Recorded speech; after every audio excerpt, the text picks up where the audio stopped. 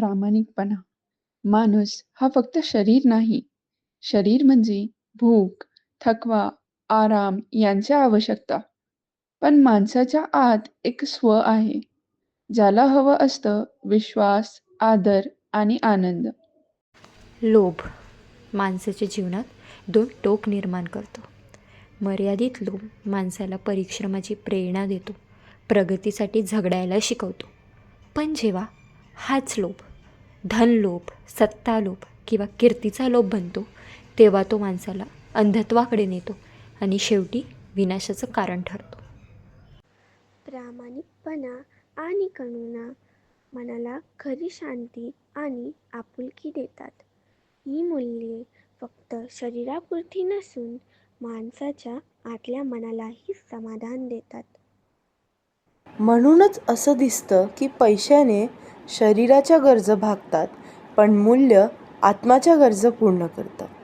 शरीर आणि स्व दोनही संतुलित ठेवण्यासाठी लोभ, प्रामाणिकपणा आणि करुणा ही तीनही मूल्य आवश्यक आहेत. नमस्कार, माझं नाव शगुन चौधरी आहे. या व्हिडिओचं टायटल आहे द कोर्टरूम ऑफ फायनान्स.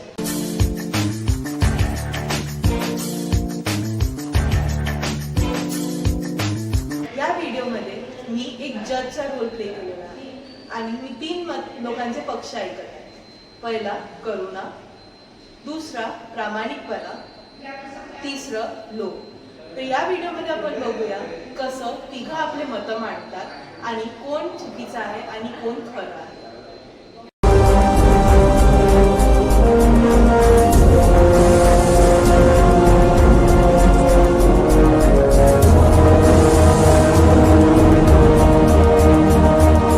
आजचा दादाचा फार काही वेगळंच आहे. कोणते गुण माणुसकीला पुढे घेऊन जातात? करुणा, लोभ की प्रामाणिकपणा? वादविवाद करायचं काही कारणच हे मानली आहे. मी लोभ माझ्यामुळे हे जग रोज सकाळी लवकर उठतो, त्याच्या कामाला जात पैसा कमवतो. पण मी नसतो तर ही खिल्ली ह्या जगात कधी पेटलीच नसती ना. खिल्ली ही समाजाला पेटवणारी आग. मी प्रामाणिकपणा, मी नसतो तर विश्वास कुठून आला असता. लोभ तुझ्यामुळे लोक श्रीमंत होऊ शकतात, पण जर प्रामाणिकपणा नसेल तर त्यांचं साम्राज्य वाळूसारखं कोसळेल. अगं राहूच दे, प्रामाणिकपणावर कोणी नाही जगू शकत. त्यांना जगायला हा पैसा लागतोच. लोकांना 2 वेळेस खायला देखील हा पैसा जरुरी असतोच ना. लोकांना पैशासाठी अंधारा करतेस, पण मी करुणा, जिथे कोणीच नाही, जिथे दुःख आहे तिथे फक्त मी लोकांना एक आशेची किरण घेऊन येते. भूकंप, पूर, पॅन्डेमिक, पैसा खरंच होता, पण एक मदत, एक साथ, एक मिठी ते फक्त मी देऊ शकते आणि माझ्याशिवाय हे जग हृदयहीन आहे. राहूच द्या तुम्ही लोक. मंदिरामध्ये प्रवचन दिल्यासारखं प्रवचन का बरं देत आहे? विश्वास, करुणा याच्या बळावर तुम्ही 2 वेळचे जेवण कधी जेवू शकता आहे का? आणि जरा जास्त लोक झालं तर काय होतं माहिती आहे का? भ्रष्टाचार, खोटं बोलणं, फसवणूक. लोकांना फसवून त्यांच्या विश्वासाचा गैरफायदा घेणं, अगदी युद्धही याच कारणामुळे भेटतात. थोडंसं लाभ मिळवण्यासाठी तुम्ही हजारोंचं आयुष्य उद्ध्वस्त करत आहे.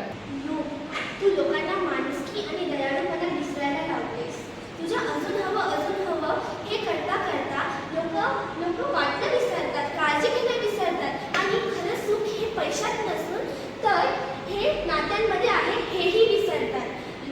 माणूस हा पैशाने खिसे नक्की भरू शकतो, पण मन मात्र रिकामच राहील त्यांचं आणि माझ्याशिवाय माझ्या वाचून यशही एकटं वाटतं. या न्यायालयाने तिघ पक्षांचे मतं ऐकली.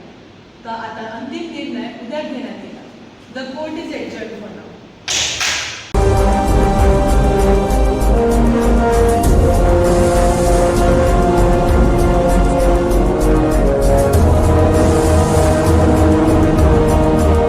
न्यायालय आज कालची कारवाईचा निर्णय देणार आहे.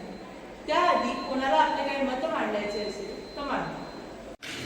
तर माननीय न्यायाधीश, माझं असं मत आहे की पैशाने देखील एक दान होऊ शकते. तर आज या न्यायालयात मी पण एक दान करू इच्छिते. तर आज माझ्या बाजूने हे न्याय भेटायला ही एक दान करायची इच्छा. विचार तर छान आहे, पण न्यायमूर्ती साहेबा, हे तर सरळ सरळ लाचखोरी आहे.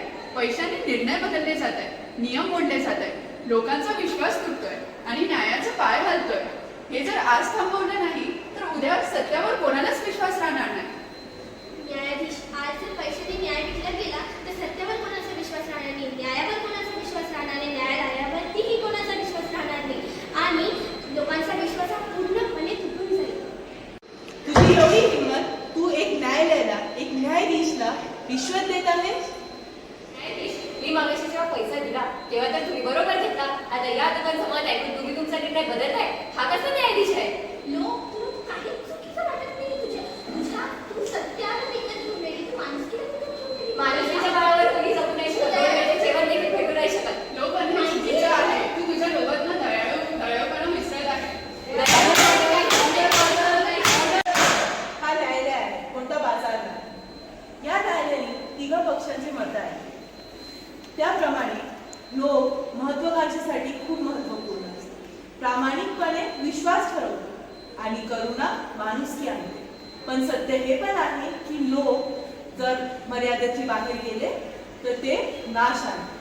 पण जर लोक करुणा आणि प्रामाणिकपणासोबत चालले तर ते प्रगती पण आणते. सत्य तर हेच आहे की तिघ मूल्य खूप महत्वाचे. तर हा न्यायालय असा निर्णय ठरवते की लोक पूर्णप्रमाणे चुकीचं नाही, पण तो आपल्या मर्यादेने बाहेर नाही गेले पाहिजे.